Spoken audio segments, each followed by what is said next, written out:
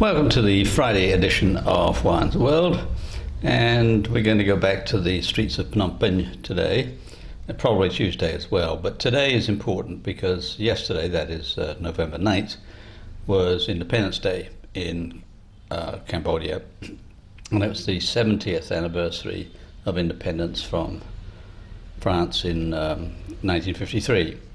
So it's a bigger than usual celebration.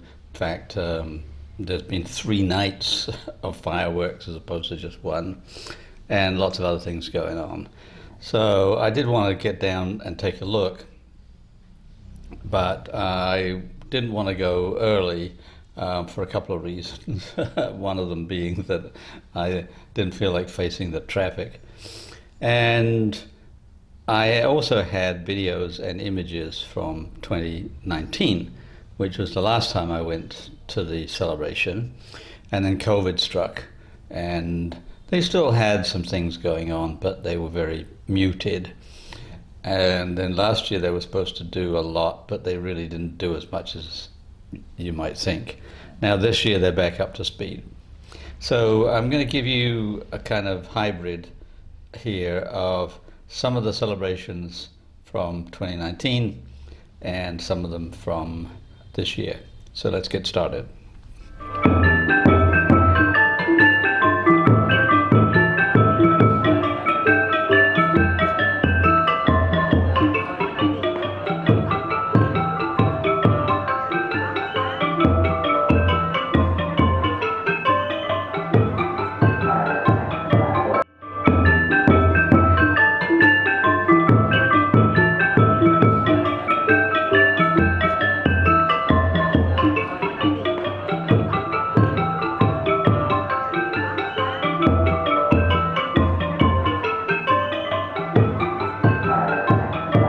Now, the first thing you notice if you are in the general area of the palace and the Independence Monument is that there are a ton of school children all about, starting at around 7 o'clock in the morning. And that's because they're going to line the streets from the palace up to Independence Monument, because the first activities happen at the palace, and they are focused on the king, sometimes the queen, but always the king, and various people, particularly military people, more than politicians, are going to give speeches. And when they finish their speeches, the king is going to ride in a motorcade from the palace down towards the Independence Monument, where he's going to light an eternal flame that's going to be lit all day and can be guarded by soldiers and so forth, and there's going to be a whole ton of things going on. Now, if you're not invited, if you're not a school child or you're not one of the invited guests, you can't get in to see anything. And for several years, when I first got here, I would go down to the end of my street and there'd be soldiers just blocking everything off. Couldn't go anywhere. Could get down to Wat Pathom Park, which is where I am now, and you can see the school children hanging out, waiting to greet the king as he comes along. But what I did in previous years, and what I also did this year, was that I watched the activities on the television, and I'll show you a few bits here. You can see the speeches being given at the parade, at the palace I should say, and some military stuff. And then in 2019 I was really surprised that I just happened to be right by the palace when the king's motorcade came along, so I was able to capture it on video, as you can see here. And the children have miniature Cambodian flags which they're waving and cheering and all of that. It's all very fun. The king goes down to the Independence Monument, and there he greets invited guests, some school children, some soldiers and whatnot, and then he lights the eternal flame, and there's some military stuff happening, and then he goes back to the palace, and that's it for the morning. Anyway, this happens at around 8 o'clock, somewhere between 8 and quarter to 9. So this year I watched things on television a little bit, and then when that looked like they were winding down, I rode my bicycle down towards the Independence Monument and caught all of this traffic coming out of Wat Pathom Park. And so I just took a few random videos of people starting to unwind, and really surprised that Wat Pathom Park just completely emptied. I mean, normally on a regular day, there'll be a few people wandering up and down, maybe playing some games or what have you. There's normally some food vendors in the area as well, so that it's not super crowded. But now it was just plain empty. So I walked around a little bit, and I'll show you some shots. And in particular, I want to show you a fountain, and I want to show you what I used to call the golden chicken. Well, it turns out the golden chicken has a name in Khmer. It's called Hang Mia, and that means golden swan. Now, if you know anything about swans, you'll know that this doesn't look anything like a swan. So I don't know anything about it except its name. And I'm not even really sure, because when I look up hung in the dictionary that I have, it says that it's the Khmer name for a monkey. So I don't know. But anyway, it's Hang Mia. Mia means golden.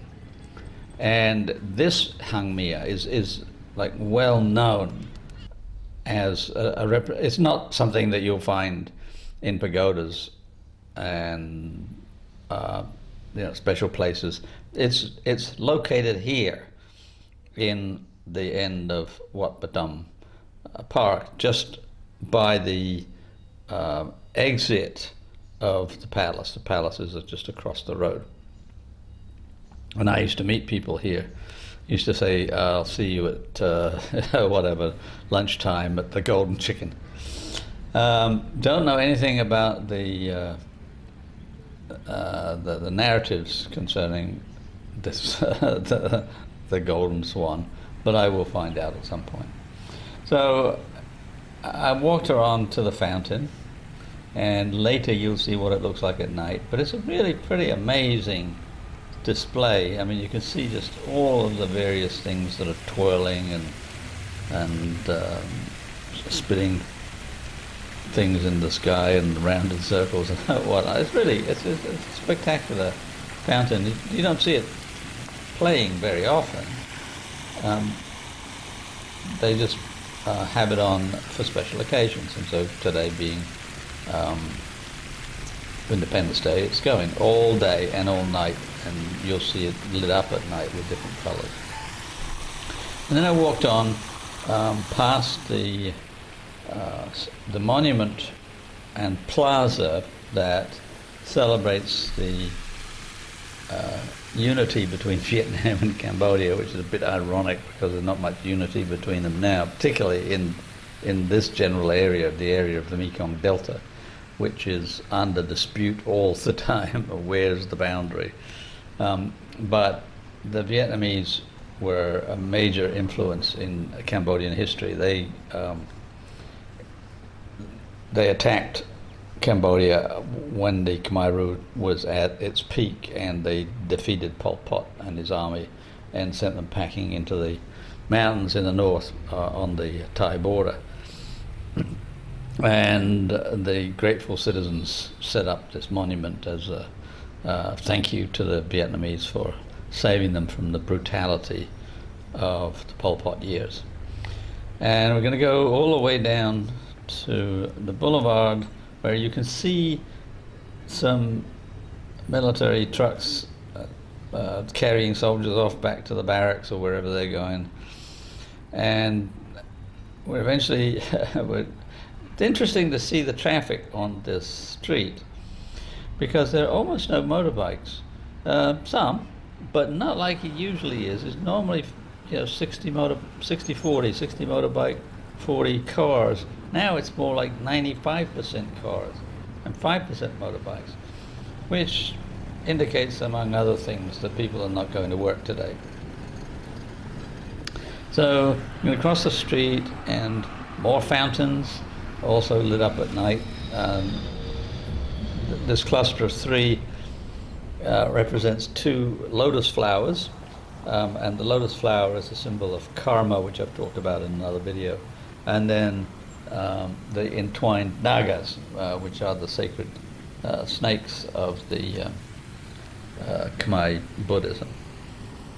And now I'm just going to wander on down towards the Independence Monument. But before I get to the Independence Monument, there is a statue of Norodom Sihanouk, who was the king when France declared Cambodia independent, and he became prime minister at that time. It had a complicated history, but he's sometimes called Father King Preah Sihanouk, and it has vague overtones of divinity about it. He's a very well-respected figure in Cambodian history. And people gather at this statue all the time to take pictures, and this group of women here are doing just that. They've got a professional photographer, in fact. I don't know what they are. They're obviously some kind of professional group, and they're having their photos taken, and then they're going to go down to Independence Monument, and so are we. And what you can see at Independence Monument, you have to look very closely, but if you peer in, you can see the flame right in the center there, and the guards, and I had a small run-in with a guard, which I didn't video because he didn't like the look of me. I'm obviously a barang, a foreigner, and so he just kind of waved me away from the monument. And then across the street is an entryway which is always decorated with something. Sometimes when the water festival is on, it's got the arch is decorated with boats. But right now you can see it's got the eternal flame and the Independence Monument in the center. And this leads back to where I used to live. And so that's the daytime. Well, then now let's turn to nighttime. And here's the fountains in their glory at night, and you can see there's tons of people now in Wat Batam Park because we're very close to the palace and the river, and the closer you get to the river, the better you can see the fireworks, which are about to go off. They usually happen around 7 o'clock at night. And the amazing thing about Cambodian firework displays, unlike firework displays in other parts of the world, and particularly like the firework displays of July 4th in the United States, where they start at a certain time. They're usually fairly late because July is the middle of summer, so it doesn't get really dark until about 9 o'clock or so. And then you'll have poof, like one firework. Everyone, oh, and then another one, poof. And that'll go on for like maybe 20, 25 minutes. Just one at a time, just poof, poof, poof.